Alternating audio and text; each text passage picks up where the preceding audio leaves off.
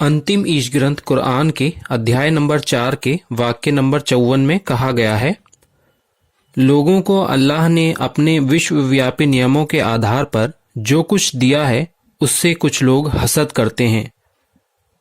उन्हीं नियमों के आधार पर हमने इब्राहीम अलैहिस्सलाम नाम के अपने एक संदेष्टा की संतान में से कुछ लोगों को अपनी किताब दी और जिससे उन्होंने बुद्धिमत्ता सीखी और जिसके आधार पर जब उन्होंने जीवन व्यतीत किया तो उन्होंने एक महान साम्राज्य भी स्थापित करने में सफलता प्राप्त की।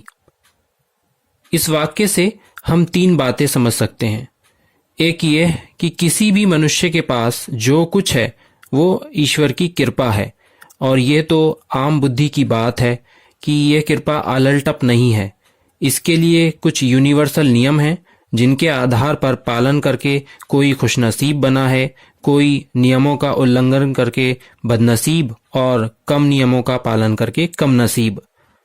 दूसरे, ईर्ष्या का इलाज बताया गया है कि कम नसीब लोगों को खुशनसीब लोगों से ईर्ष्या नहीं करनी चाहिए, बल्कि वे नियम जानने चाहिए जिनके आधार पर जीवन व्यतीत करने से अल्लाह का फजल हासिल किया जा सकता है। तीसरे, ये कि चूंकि ईश्वर की किताब कुरान मौजूद है तो उससे हिकमत यानी बुद्धिमत्ता सीखें और उसके अनुसार आचरण करें तो इस संसार में भी सरबुलंदी हासिल होगी।